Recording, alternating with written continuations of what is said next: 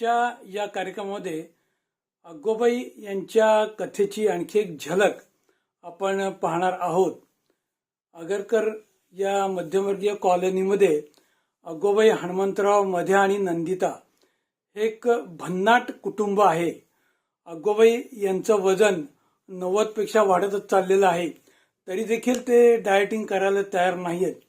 त्यांचे पती हनुमंतराव हे नाव हनुमंतराव असलं तरी किडकिडे आहेत आणि मुलगी आणि मुलगा हे दोघंही कॉलेज गोईंग. मध्या आणि नंदिता दोघंही वयानुपरत्वे काही खोड्या करतायत, परंतु त्यांच्याकडे दुर्लक्ष करण्याशिवाय दुसरं काही त्यांच्याकडे गत्यंतर नाही. तर अग्गोबाईंच्या रोजच्या जीवनातील ही आणखी एक भन्नाट कथा माझ्या पुस्तकातून मी आपल्याला वाचून दाखवतोय. नंदिताच्या लग्नाबद्दल अग्गोबाईंच्या घरामध्ये चर्चा चाललेली आहे आणि या चर्चेमध्ये काय काय होतं आणि त्यातून काय एक वेगळेच काही गोष्टी बाहेर येतात त्याबद्दलचा हा एक धमाल किस्सा आहे.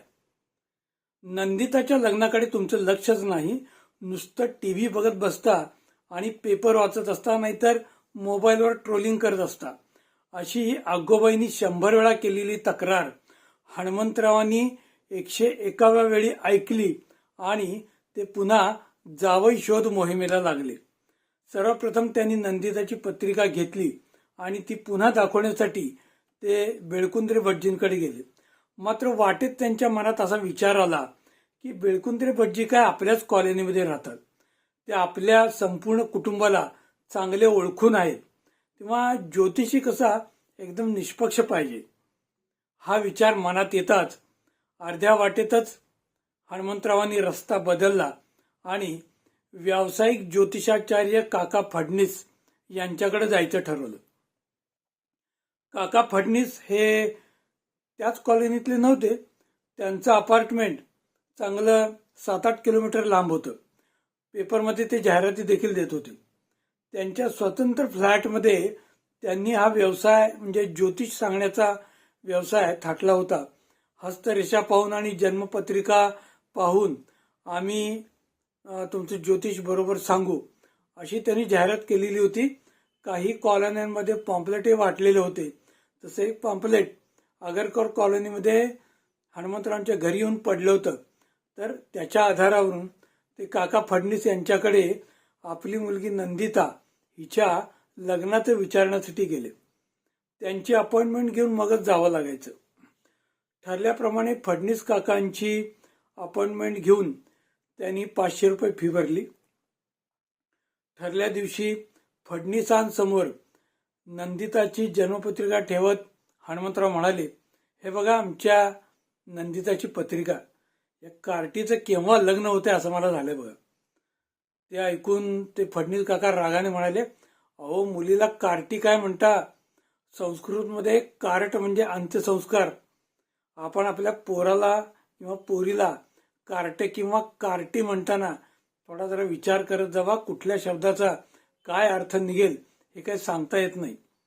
सॉरी असं म्हणून हनुमंतरावांनी जीभ चावली आणि त्यांनी नंदिताची पत्रिका बघायला सांगितली.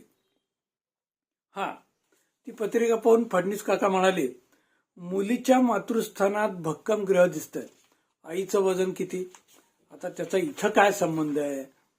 तेव्हा हनुमंतरावांची नाराजी पाहून फडणीस काका सावरून म्हणाले, तुमची मुलगी ही अभिनेत्री ऐश्वर्या समान आहे.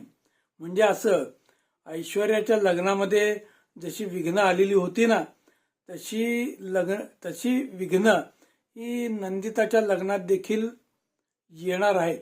कारण तिचे बॉयफ्रेंड राहू केतूच्या रूपात आडवे येत आहेत. हे मी नाही, हे पत्रिकेतला घोळच सांगतोय सगळं. पण घाबरू नका, माझ्या गुरुनं हिमालयात 2 तपाच्या तपश्चर्येनं एक कार्यसिद्धी यंत्र सिद्ध केलेलं आहे. त्याचे 1000 रुपये पडतात. याचा काय उपयोग? आपल्या गुरुच्या तपश्चर्येचा हनुमंतरावांनी केलेला अपमान फडणीस काकांना सहन झाला नाही. ते थोड्या रागाने म्हणाले, हे कार्यसिद्धी यंत्र दैवी प्रभावाचं आहे, पण लक्षात ठेवा तुमच्या बुद्धीच्या नकाशानुसार या जगाचा कारभार चालत नाही, तेव्हा अशा गोष्टीवर तुम्ही थोड्या श्रद्धा ठेवायला शिका. तेव्हा पुन्हा पुन्हा सॉरी म्हणत हनुमंतरावाने ते कार्यसिद्धी यंत्र 1000 रुपये देऊन विकत घेतलं आणि काय चमत्कार झाला कोणास ठाऊक. नंदिताला केवळ एकाच महिन्यात एका स्थळाकडून होकार आला आणि हनुमंतरावांनी त्या कार्यसिद्धी यंत्रासमोर चक्क दंडवतच घातलं. नंदिताच्या याद्यांची तारीख ठरली. नंदिता आता काही दिवसातच परक्याचं धन होणार हे कळताच अग्गोबाई तिच्या गळ्यात पडून 3 दिवस नुसत्या ढसाढसा रडत होत्या. आता अग्गोबाई रडतायत म्हणल्यावर एखादी गिरणी बोंबलावी असा काहीतरी आवाज घराच्या परिसरात पसरला होता. त्यामुळे झालं काय, हनुमंतरावांचं काय बरं वाईट झालं का हे पाहण्यासाठी शेजारचे लोक जरा डोकावून गेले. या गोंधळामध्ये याद्या करण्याचा दिवस उजाडला. त्या दिवशी अग्गोबाईंचं घर दोन्ही बाजूंच्या पाहुण्यांनी कसं गजबजलेलं होतं. या गर्दी गोंधळात विद्यावहिनी नाही आल्या अजूनही असा एक गजर चालू होता. विद्यावहिनी म्हणजे नवऱ्या मुलाची मामी, आणि ही बाई थोड्या वेळाने बैठकीमध्ये अवतीर्ण झाली. त्यांनी हनुमंतरावांना पाहिलं आणि गुलाबाच्या पाण्यात मिठाचा खडा पडावा असं सगळं वातावरण बदललं.